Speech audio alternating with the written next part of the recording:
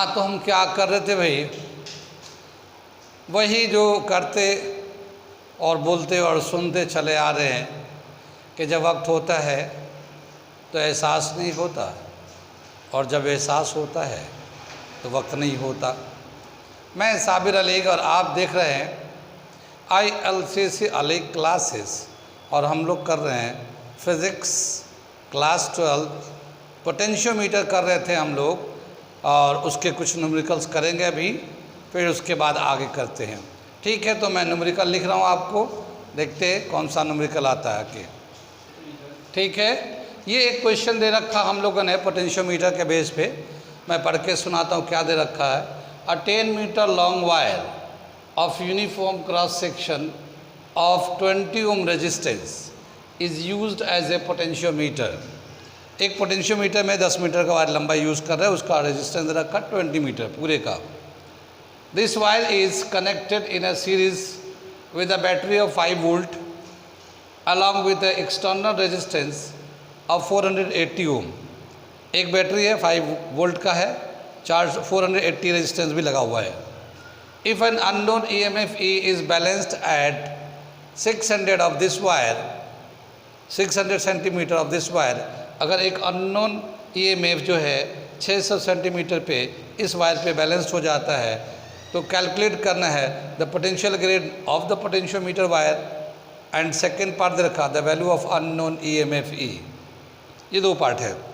तो इसको हम थोड़ा सा एक फिगर बना लेते हैं, फिगर बना के फिर इसको एक आइडिया जनरेट कर लेते हैं, फिर क्वेश्चन को मिटाएंगे। क्या दे रखा ये, एक हमारा ये AB, ये 10 मीटर लंबा, ये 10 मीटर लंबा है ना, एक वायर है, यूनिफॉर्म क्रॉस सेक्शन एरिया है। इसको हम लोगों ने एक बैटरी से कनेक्ट कर रखा है, 5 वोल्ट की बैटरी से, और एक एक्सटर्नल रेजिस्टेंस 480 ओम से कनेक्ट कर रखा है इसको, ये इस तरह से। कितनी बात सुन रही? और एक जो है यहाँ पे A पॉजिटिव, जैसे ये पॉजिटिव से कनेक्ट है ना, ये यहाँ पे, तो ये पॉजिटिव होगा, ये नेगेटिव होगा टर्मिनल। यहाँ पे एक हम लोगों ने बैटरी EMF ले लेते हैं, EMF, और इसका जो नल पॉइंट मिलता है वो 600 सेंटीमीटर पे मिल रहा है, यहाँ से यहाँ तक। ठीक है ना, इस पे जो पोटेंशियोमीटर के लेंथ पे अगर देखने जाते हैं तो 600 के लेंथ पे हमें नल पॉइंट मिल जाता है। तो बताना, पहले तो ये बताना कि इस वायर का जो यूज़ हो रहा है पोटेंशियोमीटर में, उसका पोटेंशियल ग्रेडियंट कितना है। पोटेंशियल ग्रेडियंट तो जानते हैं वो कितना है, और फिर ये इस बैटरी का EMF कितना है। ठीक है ना, इसका हमें पोटेंशियल ग्रेडियंट बताना है। ठीक, और ये जो वायर है इसका टोटल, ये जो 10 मीटर वायर जो यूज़ किया गया, इसका जो रेजिस्टेंस है वो 20 ओम का है। हाँ, ये इसका जो रेजिस्टेंस है 20 ओम का है। ठीक है, इसको हम लोग रेजिस्टेंस ऑफ AB बोल सकते हैं। इसको resistance of AB, potentiometer wire, ये पोटेंशियोमीटर का जो वायर है उसका रेजिस्टेंस है 20 ओम। ठीक, क्वेश्चन समझ में आ गया। ये इसका फिगर भी हम लोगों ने इसमें कर दिया। तो हम इसे मिटा देते हैं क्वेश्चन को, ताकि इधर सोल्यूशन कर सके हम लोग। तो मिटा रहे हम लोग। यहाँ से जो है 5 वोल्ट बैटरी से एक करंट चलेगा, इसमें एक करंट जब चलेगा इससे, तो ये एक करंट इधर से होता हुआ, इस वायर से होता हुआ यहाँ से वापस चला जाएगा। ठीक है, तो कितना करंट चलेगा, इस वायर में कितना करंट चल रहा है, इसे निकालना है। तो इस पूरे वायर में कितना रेजिस्टेंस है, 480 ओम का रेजिस्टेंस तो ये लगा हुआ है, और ये जो है AB जो लेंथ है पोटेंशियोमीटर का 10 मीटर का, इसका रेजिस्टेंस 20 ओम है। तो टोटल रेजिस्टेंस कितना हो जाएगा वो देखते हैं। ठीक, तो सॉल्यूशन कर रहे हैं हम लोग टोटल रेजिस्टेंस। ठीक है ना, ये तो एक R है जो एक्सटर्नल है, plus R of AB, potentiometer wire का रेजिस्टेंस। एक्सटर्नल रेजिस्टेंस 480 है और ये 20 है, और इस तरह से ये 500 ओम का रेजिस्टेंस आ गया। ये ठीक है ना। अब इस 500 ओम का रेजिस्टेंस है, 5 वोल्ट की battery, potential of the battery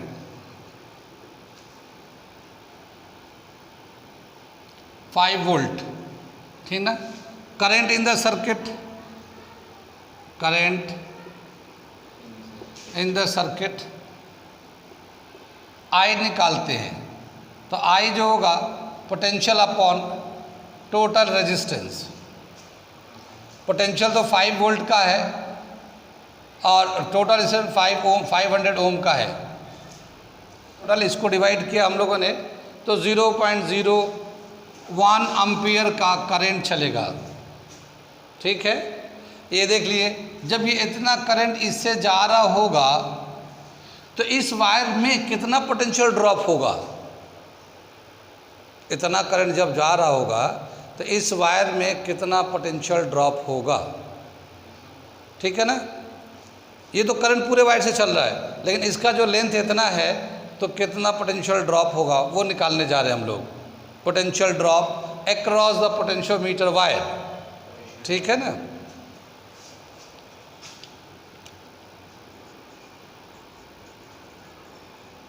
potential drop across the potentiometer wire, potentiometer wire, तो ये हो जाएगा I इंटू RAB, ठीक है ना। ये करंट जा रहा है, इसका रेजिस्टेंस कितना है AB, यानी ये पोटेंशियोमीटर वायर का रेजिस्टेंस कितना है, ठीक है ना। तभी तो हम लोग पोटेंशियल ड्रॉप निकालेंगे, ठीक है। तो ये हम लोग पोटेंशियल अलॉन्ग ए बी देखते कितना पोटेंशियल ड्रॉप ए बी में कितना होता है।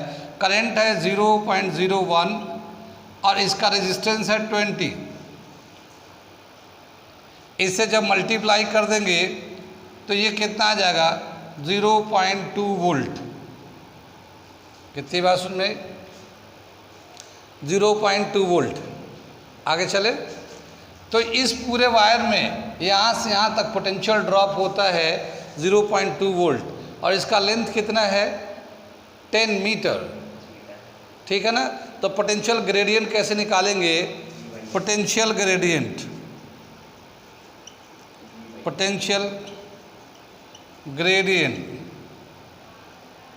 K is equal to B upon length of AB, potentiometer का लेंथ और ये potential drop across A B. बात समझ रही है। पोटेंशियल ड्रॉप कितना होगा पोटेंशियोमीटर के वायर पे और लेंथ कितना है, तो ये तो 0.2 वोल्ट का पोटेंशियल ड्रॉप है और इसका लेंथ जो है ना 10 मीटर है। इसको हम लोग मीटर को सेंटीमीटर में करेंगे, ठीक है ना, क्योंकि पोटेंशियल ड्रॉप जो है तो सेंटीमीटर में करेंगे, सॉरी 100 से मल्टीप्लाई करेंगे इतना सेंटीमीटर हो जाएगा। ये इसका यूनिट आ जाएगा वोल्ट पर सेंटीमीटर। कितनी बात में 0.0002 वोल्ट पर सेंटीमीटर। ये पोटेंशियल ग्रेडियंट आ गया। क्या समझ में आया? पोटेंशियल ग्रेडियंट का मतलब तो समझ में आता है ना, 1 सेंटीमीटर लेंथ पे कितना पोटेंशियल यूज़ हो रहा है या ड्रॉप हो रहा है 1 सेंटीमीटर के लेंथ पे, ये इसका मतलब हुआ। तो हमारा पहला पार्ट हो गया। फर्स्ट पार्ट जो था हमें बताना था पोटेंशियल ग्रेडियंट, ठीक है ना। पोटेंशियल ग्रेडियंट में देखा कि इस पोटेंशियोमीटर वायर पे कितना पोटेंशियल ड्रॉप हो रहा है और उसका लेंथ कितना है, और इस तरह से हम लोगों ने ये वैल्यू निकाल लिया। आगे बोला क्या कि एक ईएमएफ है, एक बैटरी है, इसको कनेक्ट करते हैं तो इसका जो नल पॉइंट मिलता है वो 600 सेंटीमीटर पे है। तो बताना है कि इस बैटरी का ईएमएफ कितना है। इधर से जैसा मिटाते हम लोग, सेकेंड पार्ट करने जा रहे हैं।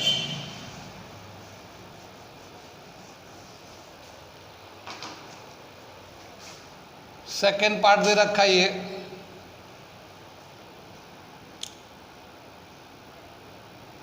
पोटेंशियल ग्रेडियंट दे रखा है, द नल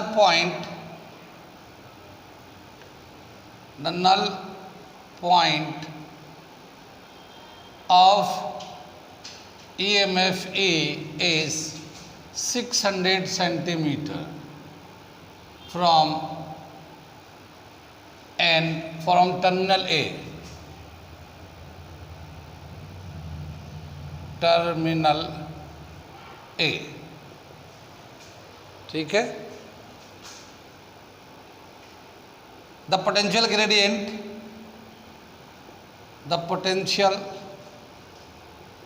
ग्रेडियंट के ऑफ पोटेंशियोमीटर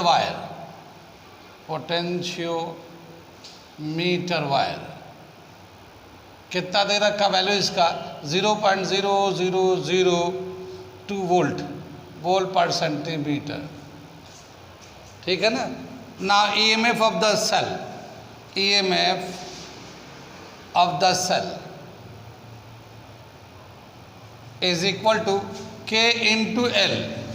जानते हैं ना हम लोग, नल पॉइंट निकालते हैं तो K इंटू एल। K होता पोटेंशियल ग्रेडियंट, L होता length where the null point obtain.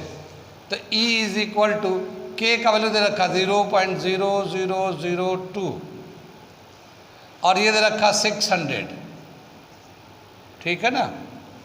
कितनी बात सुन में, इसको मल्टीप्लाई करेंगे, 2 जीरो से डेसिमल यहाँ आ जाएगा, 6 हो जा 12 आएगा, तो 0.12 वोल्ट आ जाएगा इसका EMF आ जाएगा, इसका 0.12 वोल्ट इस बैटरी का EMF है। हम लोगों ने क्या किया इसमें, पहले तो हम लोगों ने करंट निकाल लिया, इससे करंट जा रहा है, तो इस वायर पोटेंशियोमीटर वायर में कितना पोटेंशियल ड्रॉप हो रहा है लेंथ लेकर, तो पोटेंशियल ड्रॉप के लिए हम लोग V is equal to I into R कर लिया, ठीक है ना।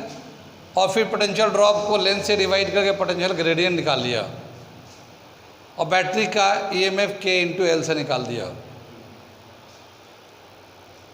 ठीक है। नोट कर लिए, आगे क्वेश्चन करते हैं। एक क्वेश्चन और कराता हूँ, ये देखते हैं। अगला क्वेश्चन ये दे रखा हमारा, क्या दे रखा है मैं पढ़ के बताता हूँ। The length of potentiometer wire is 5 meter. It is connected to a battery of constant EMF. For a given Lackland cell, the position of 0 galvanometer, ये पोजीशन है, ये आपने क्या लिख दिया, पोजीशन, ठीक है ना। For a given Lackland cell, the position of 0 galvanometer deflection is obtained at 100 centimeter. If the length of potentiometer wire be 8 meter instead of 5 meter, calculate the length of wire for 0 deflection in the galvanometer for the same cell. बोला कि एक लैक्लेन cell है, उसका potential कितना है वो तो पता नहीं, लेकिन एक गैल्वेनोमीटर का पोटेंशियोमीटर का जो लेंथ है उसका वायर 5 मीटर है, उस पर जो हम लोग नल पॉइंट निकालते हैं तो हमें 100 सेंटीमीटर पे नल पॉइंट मिल जाता है। पहला जो पोटेंशियोमीटर है 5 मीटर का लेंथ था पोटेंशियोमीटर वायर का। अब क्या बता कि अगर उस लेंथ का 5 के बजाय अगर 8 से 8 मीटर लंबा अगर पोटेंशियोमीटर वायर लगाए और उसको अब लैक्लेन सेल का नल पॉइंट ढूंढते हैं कि अब कहाँ पे नल पॉइंट मिलेगा, तो अब उसका नल पॉइंट कहाँ मिलेगा ये बताना है। पहले 5 मीटर था, अब 8 मीटर हो गया। जब 5 मीटर था तो 100 सेंटीमीटर पे था, लेकिन अब 8 मीटर हुआ तो अब कितने लेंथ पे नल पॉइंट मिलेगा वो लेंथ बताना है। कितनी बात सुनी, क्वेश्चन समझ में आ गया ये। अब हम लोग करते हैं इसका सोल्यूशन, ठीक है ना। पहले क्या रखा, लेंथ जो पोटेंशियोमीटर का लेंथ था potentiometer L1, length of potentiometer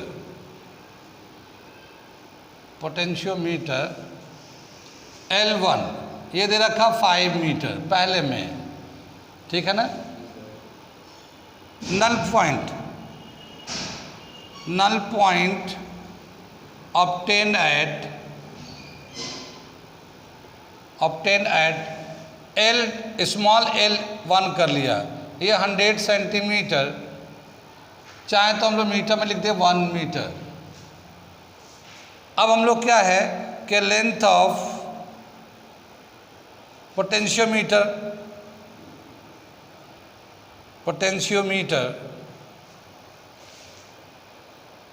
L2 अब 8 मीटर का ले लेते हैं, ठीक है ना।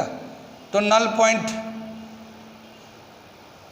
पॉइंट ऑब्टेन अब कहाँ मिलेगा हमें, obtain eight L2 small L2, ये हमें वैल्यू निकालना है इसका। EMF of the Leclanche cell same है, वही एक ही सेल लगाया गया है। क्वेश्चन को बिठा दे रहे हम लोग, ठीक है ना। क्या पता है कि जैसे हम लोग पोटेंशियोमीटर पे EMF अगर हम लोग डिटरमाइन करना चाहता किसी सेल का, तो उसका रिलेशन दे रखा है EMF of the cell, EMF of the cell, Lenz cell, E is given as K into L, ठीक है ना। ऐसे ही तो लिखते हैं K into L। K होता पोटेंशियल ग्रेडियंट, लेंथ होता नल पॉइंट कहाँ मिल रहा है, ठीक है। अगर हम लोग K को चेंज करना चाहें तो E is equal to K को लिखते हैं V potential drop upon total length. ये तो length of the null point, ये कैपिटल L है, ये स्मॉल l है, ठीक है ना। कितनी बात में ये पोटेंशियल ड्रॉप अगर निकालना चाहेंगे तो उस पोटेंशियोमीटर वायर में करंट कितना चल रहा है और उस पोटेंशियोमीटर वायर का रेजिस्टेंस कितना है। तो इसको V को हटा के हम लोग चाहें तो ये लिख सकते हैं IR पोटेंशियल की जगह पे, और ये L small l null point के लिए, और ये लेंथ ऑफ द पोटेंशियोमीटर है। तो हम लोग इस तरह से ये रिलेशन लिख सकते हैं हम लोग, ठीक है ना। अब बोला क्या इन फर्स्ट केस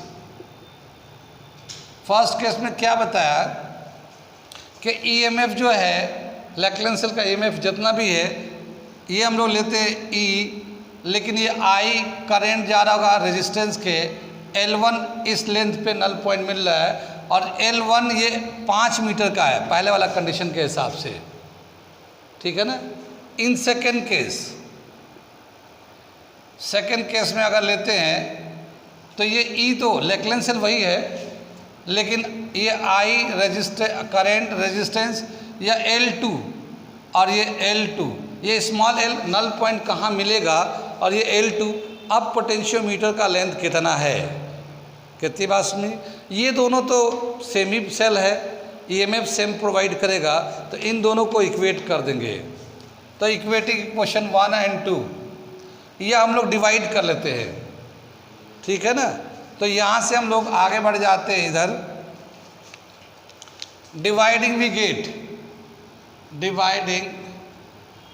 इक्वेशन 1 और 2 वी गेट क्या मिलेगा। देखिए यहाँ से E/E करेंगे तो हमें मिलेगा 1/1, ठीक है। ये I भी I से कैंसिल होगा, R से R कैंसिल होगा, ठीक है।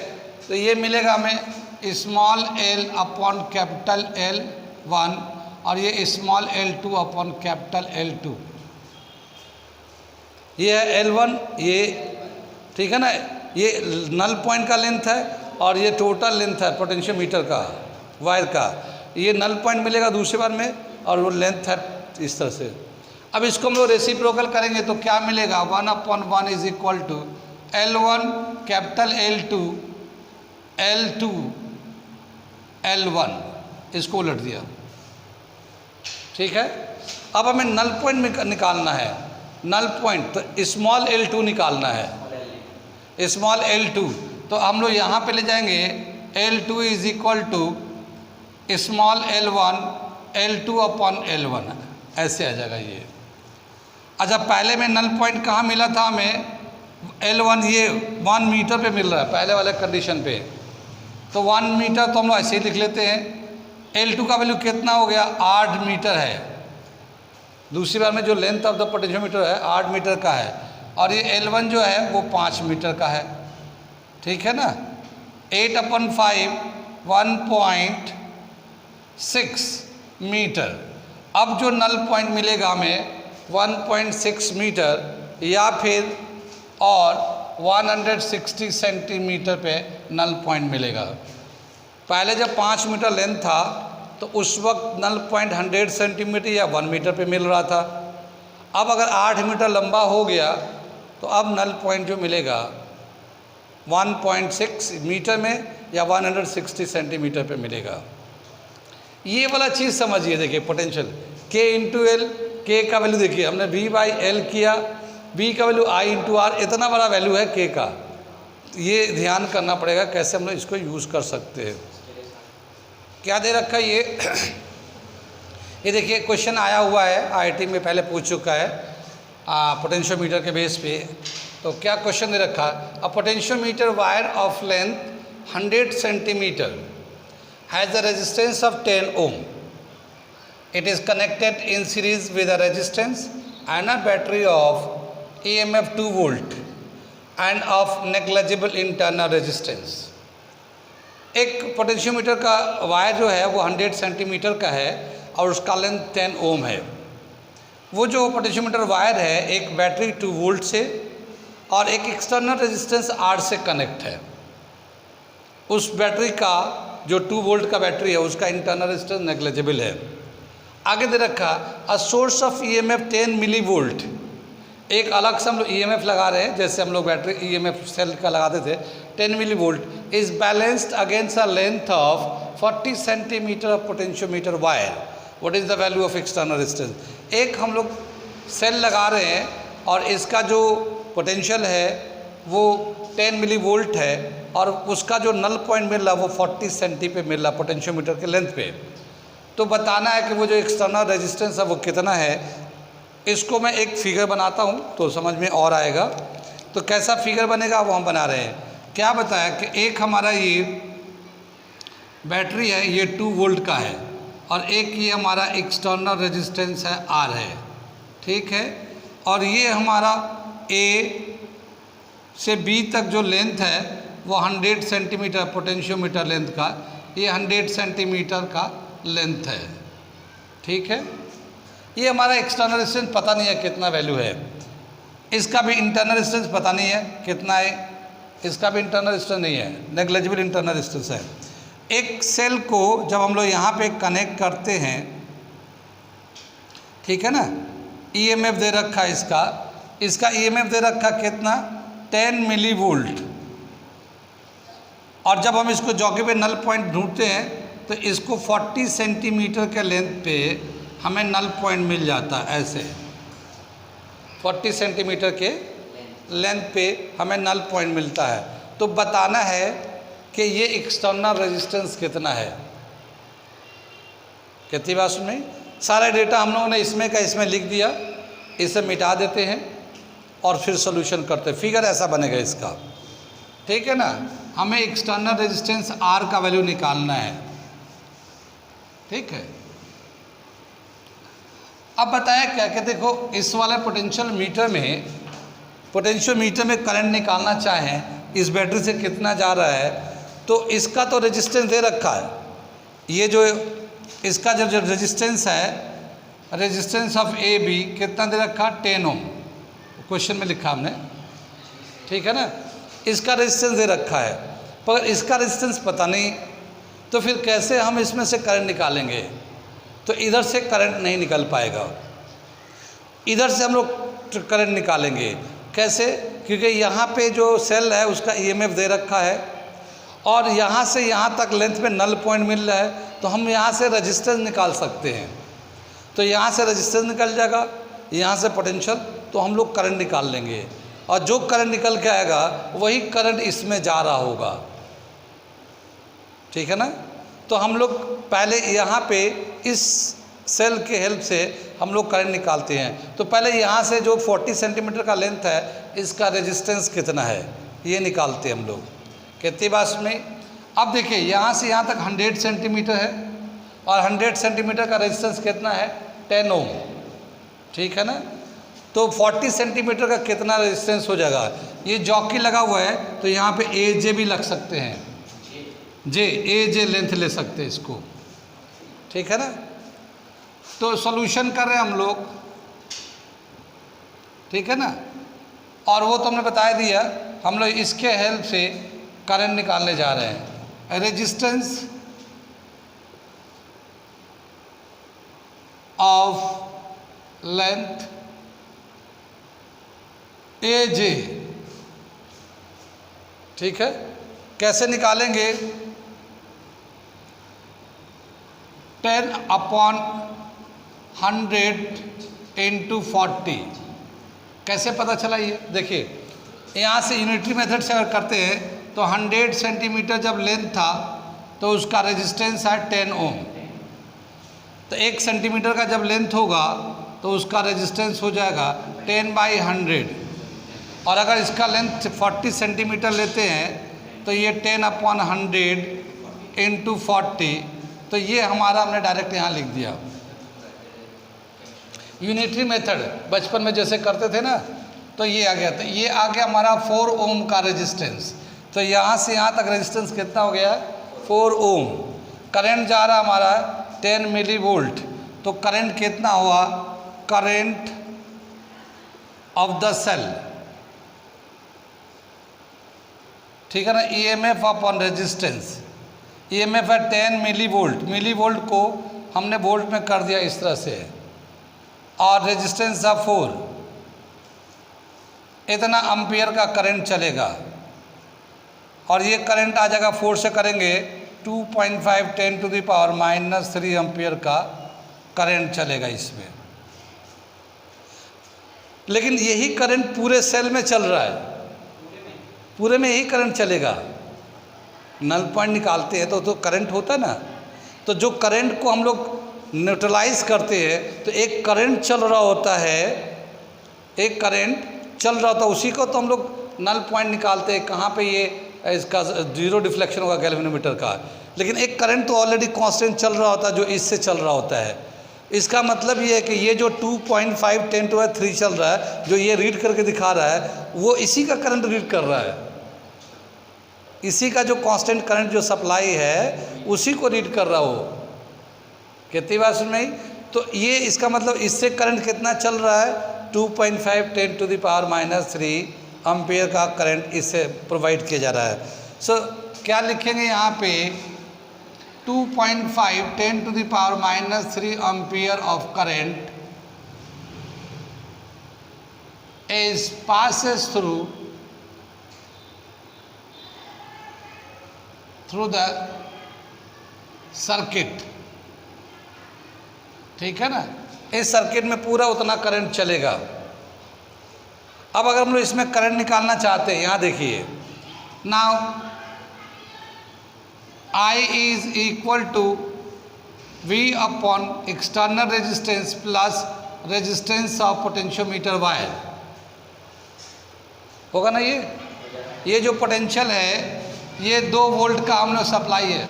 ये बैटरी का जो जिससे सप्लाई है 2 वोल्ट का है, और ये एक एक्सटर्नल रेजिस्टेंस था, और ये पोटेंशियोमीटर वायर का लेंथ, इसका जो रेजिस्टेंस है 10 ओम का है, ठीक है। और ये जो करंट है 2.5 10⁻³ इज इक्वल टू 2/R+10। अब यहाँ को हम लोग सिंप्लीफाई करने जा रहे हैं और निकालेंगे हम लोग कैपिटल R का वैल्यू, ठीक है। कैपिटल R का वैल्यू निकाल लें हम लोग। कैसे निकालेंगे हम लोग? इधर से क्रॉस करेंगे 2.5 10⁻³ इंटू R, ये तो R से मल्टीप्लाई होके हो जाएगा। और फिर 10 से करेंगे तो ये आएगा 2.5 10⁻² इज इक्वल टू 2, क्योंकि 10 से जब मल्टीप्लाई करेंगे ना इसको तो एक पावर कम हो जाएगा। अगर हम लोग इसको 100 से डिवाइड करेंगे ना तो ये आएगा 2.5 10⁻³ इंटू R, और ये आ जाएगा 0.025 इज इक्वल टू 2। ये 100 से हमने डिवाइड कर दिया इसको। अब इसको हम लोग उधर ले जाएंगे, माइनस कर देंगे, तो R is equal to 2.000 minus 0.025 upon 2.5 10⁻³ ये कितना मिलेगा हमें 579.1 अपॉन 2.5 10 टू द पावर -3 को हम लोग ऊपर ले जाकर +3 कर देते हैं। ठीक है, और अब हम लोग इसको करते हैं तो 3 से करेंगे तो कितना आ जाएगा, ये 1975 अपॉन 10 ये बढ़ा लो 25 कर लेते हैं। 5 से कैंसिल कर लेते हैं, 5 5 ज़ा 5 3 4 45 5 9 2 5 5 0, फिर 5 से काट लेते हैं, 5 7 ज़ा 35 4 5 9 ज़ा, तो ये आ गया एक्सटर्नल रेजिस्टेंस 790 ओम का एक्सटर्नल रेजिस्टेंस लगा हुआ है। इस क्वेश्चन में क्या चीज़ समझने वाली बात है वो ये कि इसके जो है ना, यहाँ करंट नहीं पता चलेगा, एक्सटर्नल रेजिस्टेंस नहीं पता है, तो यहाँ से कितना करंट जा रहा है ये पता नहीं चला एग्जैक्ट वैल्यू। तो उसके लिए हम लोगों ने इधर से करंट निकाला। इसका बैटरी का पोटेंशियल दे रखा है, ये लेंथ दे रखा है, तो इतना लेंथ पे कितना रेजिस्टेंस होगा वो उसके हेल्प से निकाल लिया, पोटेंशियल ग्रेडियंट निकाल कर के निकाल लेते, पोटेंशियल अपॉन कितना रेजिस्टेंस कितना दे रखा, टोटल लेंथ कितना दे रखा है, तो उससे हम लोग निकाल के इसका रेजिस्टेंस निकाल लिया।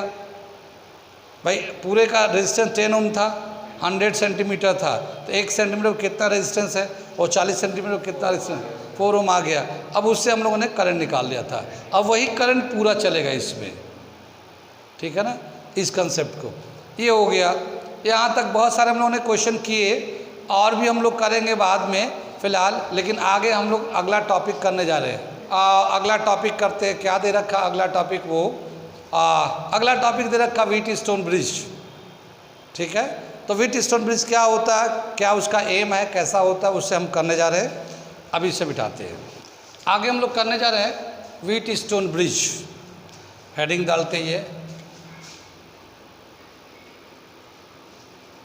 Wheatstone bridge. कितनी बात सुन भाई, व्हीट मतलब व्हीट होता है, स्टोन मतलब स्टोन होता है, और व्हीट स्टोन ब्रिज बनाते हैं हम लोग, गेहूं को पीस के पत्थरों के साथ और फिर ब्रिज बना देते हैं। इसका मतलब ये हुआ, ऐसा नहीं, ये नाम है एक फिजिस्ट का, जो फिजिशियन थे उनका नाम है, और उन्होंने अपना ये कंसेप्ट 1843 में दिया है। 1843 में दिया है। क्या दिया है कि अगर कोई अननोन रेजिस्टेंस है तो 4 रेजिस्टेंस का एक ऐसा कॉम्बिनेशन, एक ऐसा अरेंजमेंट करें, ठीक है ना, 4 रजिस्टर का एक ऐसा अरेंजमेंट करें कि फिर उसके बाद हम उनमें से जो अननोन रेजिस्टेंस है वो बहुत आसानी से और बिल्कुल करेक्ट वैल्यू उसको कैलकुलेट कर सकते हैं। तो व्हीटस्टोन ब्रिज में क्या कहते हैं, N arrangement of 4 registers where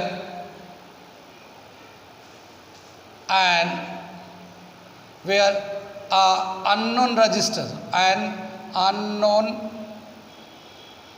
resistance where an unknown resistance can be calculated quickly and accurately.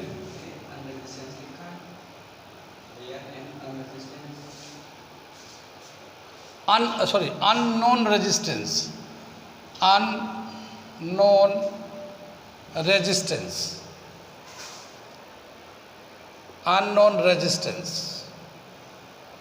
ठीक है ना। क्या बताया कि अगर किसी अननोन रेजिस्टेंस पता करना चाहते हैं तो 4 रेजिस्टेंस का कुछ इस तरह से अरेंजमेंट करते हैं, तो उस अरेंजमेंट के हेल्प से हम लोग बहुत आसानी से उस अननोन रेजिस्टेंस को पता कर सकते हैं। अब मैं थोड़ा उसका फिगर बनाता हूँ तो समझ में आएगा क्या है।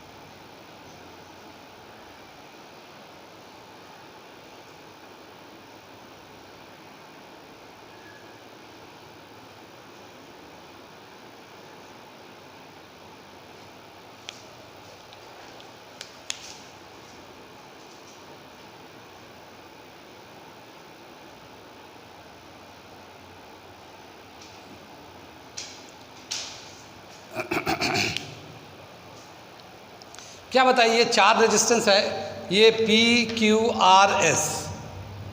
अब इसमें क्या है, P एंड Q का वैल्यू पता है, ये दोनों रेजिस्टेंस वैल्यू पता है P एंड Q का, इसको बोलते हैं रेशियो आर्म बोलते हैं। ये R जो है ना ऐसा रेजिस्टेंस है जहाँ पे हम लोग चेंज कर सकते हैं, ठीक। और ये S जो है अननोन है, इसका रेजिस्टेंस हमें पता करना है। और ये जो है B2D जो लगाया गया है, एक गैल्वेनोमीटर है। गैल्वेनोमीटर में जानते हैं एक डिफ्लेक्शन का शो करने के लिए उसमें डिफ्लेक्शन होता है, तो ये शो करता है। तो गैल्वेनोमीटर में ऐसे होते हैं ना, तो ये डिफ्लेक्शन देखने के लिए यूज़ करते हैं।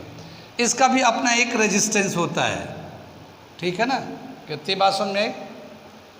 अब इसमें क्या है कि इन दोनों का रेजिस्टेंस दिया रहता ऑलरेडी, और ये R जो है ना वेरिएबल है, यानी हम इसको बदल सकते हैं, और S का रेजिस्टेंस हमें पता करना है।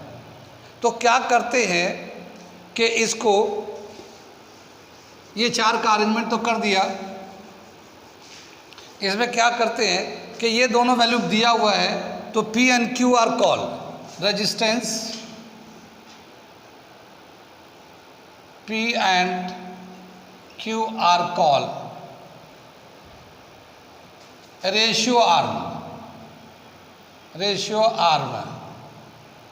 ठीक है। R is call standard arm,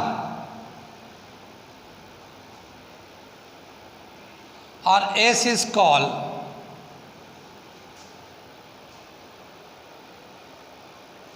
unknown resistance हैं, इसको अननोन आर्म कह दिया। कितनी बात समझ।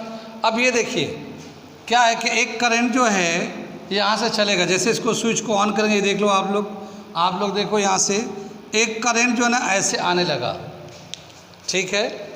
जब ये करंट यहाँ से आएगा, यहाँ पे आएगा, तो ये करंट जो है इधर भी जाएगा, इधर भी जाएगा। अपने अपने रेस्पेक्टिव रेजिस्टेंस के हिसाब से करंट का डिस्ट्रीब्यूशन होगा इन्वर्स लॉ के अकॉर्डिंग। यहाँ से मान लिया एक करंट जो है ना I1 इधर चला गया, और ये इसमें से I2 इधर चला गया। अब ये I1 यहाँ से जाएगा, ये रेजिस्टेंस चेंज नहीं करेंगे, ये रेजिस्टेंस चेंज नहीं करेंगे, जो लगा हुआ है, मगर ये जो पोटेंशियल ड्रॉप करके I1 यहाँ पहुँच जाएगा, ठीक है। जब ये यहाँ पहुँचेगा तो अब इसके 2 पार्ट्स, एक इधर से जाएगा करंट, इधर से जाएगा करंट। तो इधर से कुछ करंट अगर जाता है तो इसको बोलते हैं IG, करंट थ्रू गैल्वेनोमीटर, और बाकी जो करंट है I1 में से IG को माइनस कर देंगे तो वो इधर से होता हुआ चला जाएगा। ये जो IG है ऐसे करंट होते हुए यहाँ पहुँचेगा, और इधर से I2 आएगा, ये दोनों मिल के यहाँ से I2 प्लस IG इस तरफ चलेंगे, ठीक है ना। जब यहाँ पे हम लोग जाएंगे तो टोटल कितना हो जाएगा, I1 माइनस IG प्लस ये वाला करंट जो आ रहा है I2 प्लस IG, तो IG कैंसिल हो जाएगा, I1 प्लस I2 हो जाएगा, और ये जो है I के बराबर होगा। यहाँ पे भी I12 में बदला था, और ये करंट I जो है ना दोबारा यहाँ से होते हुए सर्किट में आ जाएगा। तो इस तरह से करंट का डिस्ट्रीब्यूशन होगा। कितनी बात सुनी। लेकिन हम लोग क्या करते हैं कि ये R का रेजिस्टेंस वेरिएबल है, हम अगर इंक्रीज़ करना चाहते तो इंक्रीज़ कर सकते हैं, वो हमें बॉक्स है, बॉक्स में हम कितना रेजिस्टेंस हम बताया था RB रेजिस्टेंस बॉक्स, तो जितना उसमें से रेजिस्टेंस निकालेंगे हमें पता चलेगा कितना हमने रेजिस्टेंस अप्लाई किया है। तो इसमें से हम लोग रेजिस्टेंस को चेंज करते रहते हैं। कितनी बात सुन में। और रेजिस्टेंस को चेंज इसलिए करेंगे कि इससे कोई करंट ना जाए।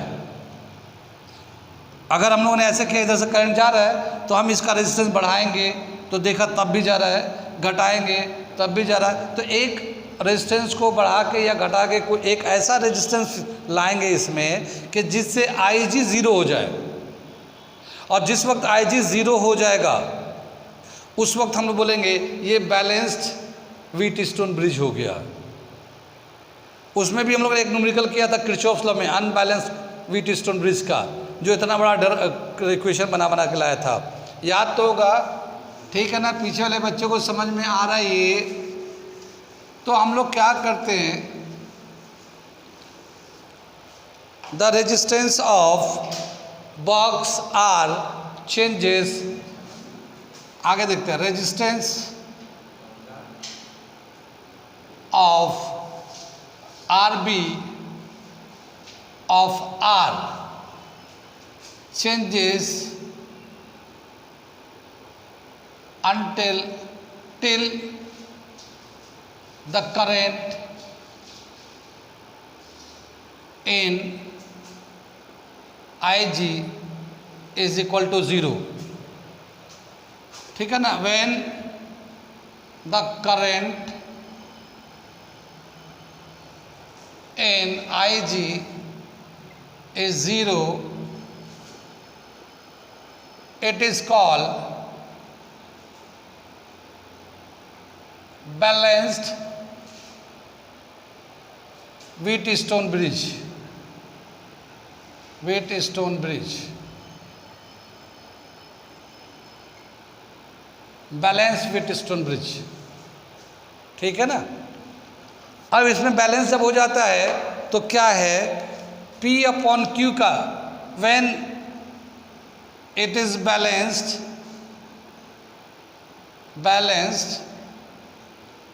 then P upon Q is equal to R by S। ये इस तरह से हो जाता है, रेशियो जो ना इस तरह से आता है, P बाई Q का जो रेशियो होगा वही R बाई S का रेशियो के बराबर होगा।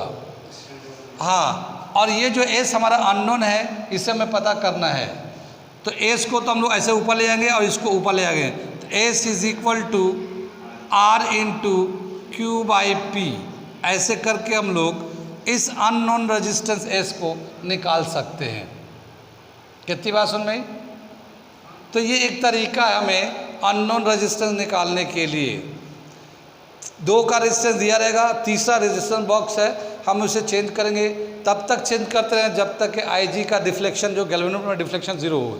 जब 0 हो जाए तो बोलेंगे बैलेंस्ड हो जाएगा। अब बैलेंस होने के बाद ये रेशियो आता है, इस तरह से हम लोग देखते हैं। अब इस रेशियो को प्रूव करेंगे हम लोग किरचॉफ्स लॉ से। किससे? किरचॉफ्स लॉ से प्रूव करने जा रहे हैं, और किरचॉफ्स लॉ को प्रूव करने के लिए हम लोगों ने लूप बनाने पड़ेंगे, और ये हमने करंट का डिस्ट्रीब्यूशन ऑलरेडी दिखा रखा है। कितनी बात सुनी? तो आगे चलते हैं और हम लोग प्रूव करने जा रहे हैं, driving the balanced Wheatstone bridge equation. Derivation of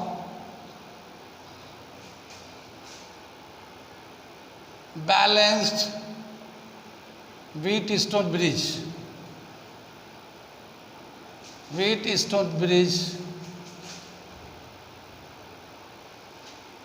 by Kirchhoff's law। ठीक है, अब हम लोग क्या करेंगे, पहले हम लोग लूप लगाएंगे। देखिए, एक लूप तो हम लोग यहाँ पे ABDE में एक ऐसे लूप बनाते हैं, ठीक है ना, और एक लूप यहाँ पे हम लोग बनाएंगे इस तरह से, 2 लूप बनाएंगे, ठीक है ना। According to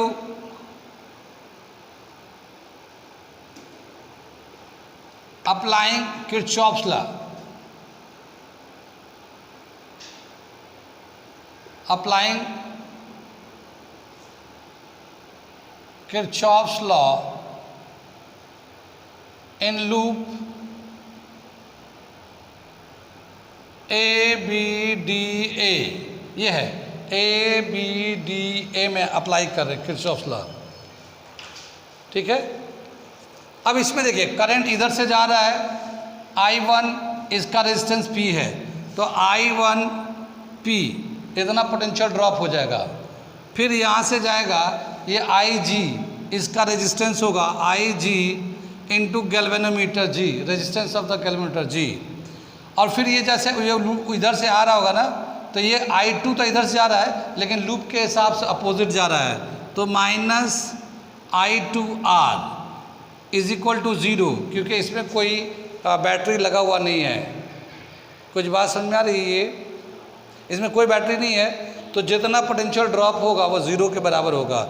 direction of current के हिसाब से माइनस क्यों लिया कि लूप हमारा इस तरफ से आ रहा था, करंट उसके अपोजिट जा रहा था। ये इक्वेशन नंबर हम लोगों ने 1 कर लिया।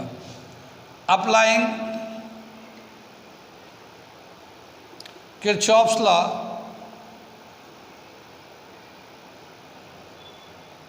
Law in loop BCDB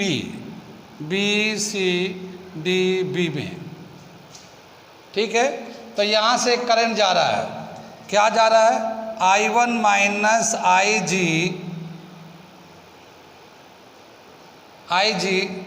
into Q। देखिए ये करंट जा रहा है, अब ये लौट के ऐसे आएगा तो इधर से करंट इधर जा रहा था, उल्टे डायरेक्शन में पड़ गया, तो minus I2 plus IG into S। फिर ये इधर से जाएगा इसमें, फिर ये हो जाएगा IG into resistance of galvanometer is equal to zero. इसमें भी कोई EMF नहीं है। कितनी बात सुन में आई? When the Wheatstone bridge is balanced, when the Wheatstone bridge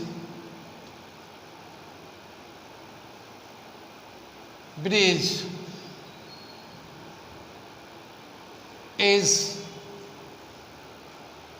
balanced, जब ये बैलेंस्ड हो जाएगा तो IG current through the galvanometer is equal to zero, ठीक है ना। तो अब देखिए ये जो इक्वेशन है, इक्वेशन 1 and 2 becomes, यहाँ पे IG यहाँ पे है। Now equation 1 and 2 becomes, now equation 1 becomes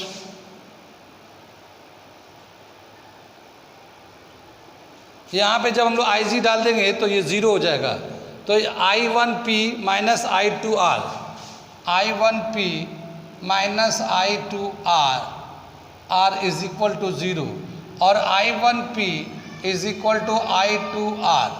ये इक्वेशन नंबर 3 कर लेते हैं हम लोग, ठीक है ना। ये वाला थोड़ा सा मिटा लीजिए, तो हम लोग बता दिया था, इससे समझ में आ गया, ये मिटा देते हैं। इसी तरह से हम लोग IG इन इक्वेशन 4 में डालते हैं ना। इक्वेशन 2, ये इक्वेशन 2 था हमारा। IG का वैल्यू बैलेंस जब हो गया तो IG का वैल्यू यहाँ डालेंगे, ठीक है ना। ना इक्वेशन 2 becomes, इक्वेशन 2 becomes, देखिए यहाँ पे I माइनस IG था, तो ये तो ज़ीरो हो गया, तो I1Q हो जाएगा, ये I1Q आ जाएगा ये। फिर ये माइनस है, IG ज़ीरो हो जाएगा, तो ये I2S बचेगा, माइनस I2S बचेगा ये। और यहाँ पे प्लस IG कैपिटल G, ये तो करंट ऑफ गैल्वेनोमीटर, ये ज़ीरो हो गया, तो ये ज़ीरो ही हो जाएगा, तो ये हमारा ज़ीरो आ गया। अब अगर इसको हम लोग उधर ले जाते हैं तो I1Q is equal to I2S, ये इक्वेशन नंबर 4 बना लिया, ठीक है ना। अब क्या करेंगे हम लोग, ये समझ में आ रहा है, इसको इक्वेशन 3 को इक्वेशन 4 से डिवाइड कर देते हैं। Dividing equation 3/4, dividing equation 3 by equation 4। पीछे वाले बच्चों को दिख रहा है ये, तो क्या मिलेगा, I1P upon I1Q is equal to I2R upon I2S। I से I1 से I1, I2 से I2 कैंसिल होगा, P upon Q is equal to R upon S। यही हमारा वेरीफाई करना था बैलेंस्ड व्हीटस्टोन ब्रिज में, ये रिलेशन होता है हमारा, ठीक है ना। कितना समझ में आई ये? अब इसी कंसेप्ट को यूज़ करके, व्हीटस्टोन ब्रिज के कंसेप्ट को यूज़ करके एक डिवाइस बनाया गया है, नाम है उसका मीटर ब्रिज, ठीक है। तो हम लोग इसे कंटिन्यू कर रखेंगे, अभी आज इतना ही रहने देते हैं। ठीक है, कितना समझ में आ रहा है? आ रहा है तो लाइक करें, शेयर करें, सब्सक्राइब करें, खुद करें, नियर एंड डियर को कहें। और अगर कोई पॉजिटिव, कंस्ट्रक्टिव या इसे अच्छा करने के लिए वीडियो को ज़्यादा से ज़्यादा बच्चों को फ़ायदा पहुंचाने के लिए क्या किया जा सकता है ताकि ज़्यादा से ज़्यादा बच्चों को फ़ायदा पहुंचे, इससे उस रेफरेंस में आप चाहें तो कमेंट कर सकते हैं, सजेस्ट कर सकते हैं। ठीक है, ओके, थैंक यू।